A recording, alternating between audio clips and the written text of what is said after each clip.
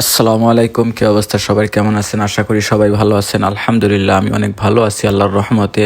তো যেহেতু আমাদের মোবাইলটা কেনা হয় নাই, তো আমরা কি করব, তো ভাবলাম যে পুরো মার্কেটটা ঘোরার চেষ্টা করি বা ঘুরি, প্রত্যেকটা শোরুমে ঢুকি বা ঢুকে দেখি কী কী জিনিসপত্র পাওয়া যায় বা কী কী জিনিস আছে।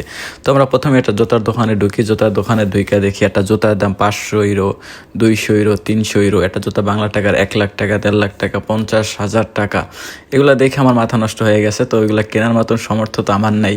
তো কি করলাম, একটু ঘুরে মুড়ে দেখলাম, দেখে চোখটারে জুড়াইলাম। তারপরে তো আমরা চলে গেলাম একটা বাচ্চাদের শোরুমে। তো ওই শোরুমে আমরা যে বাচ্চাদের এত সুন্দর সুন্দর খেলনা দেখে আমরা তো পুরাই অবাক, যে এত সুন্দর খেলনা মন চাইছিল সবগুলোই কিনি। যেহেতু আমরা বিয়ে শাদী করি নাই, আমাদের বাচ্চাও নেই, তো কিনা কোনো ফায়দাও নেই, লাভও নেই।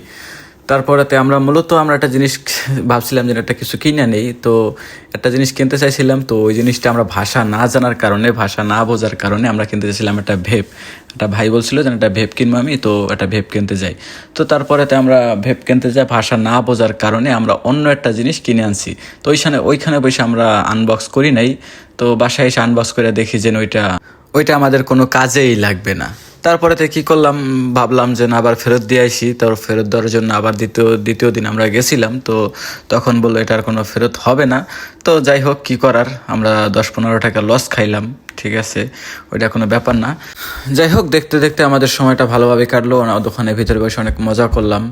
তো বাইরের পরিবেশটা বা বাইরের ভিউটা অনেক সুন্দর ছিল, যেহেতু আমরা বিকেল টাইমে গেছিলাম বা সন্ধ্যার পরে আমরা বের হয়ে গেছি। তো বাইরের পরিবেশটা অনেক সুন্দর ছিল, অনেক ভিউটা অনেক ভালো ছিল। আবার একটু উড়াক তুরাক করে, রাস্তাঘাট দিয়ে ফালাফালি করে বেশি।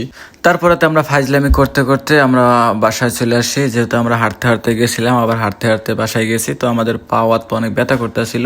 তারপর গেটের সামনে দাঁড়িয়ে নিলাম, গেটের সুইচ টিপ দিলাম, ও আবার ক্যামেরায় আমাদের চেহারা দেখলো। তারপরে সুইচ টিপ দিল, গেট খুললো, তারপরে বাসায় আসলাম। এই আর কি। তো ভালো থাকবেন, সুস্থ থাকবেন, আল্লাহ হাফেজ। দেখা হবে নতুন কোনো ভিডিওতে।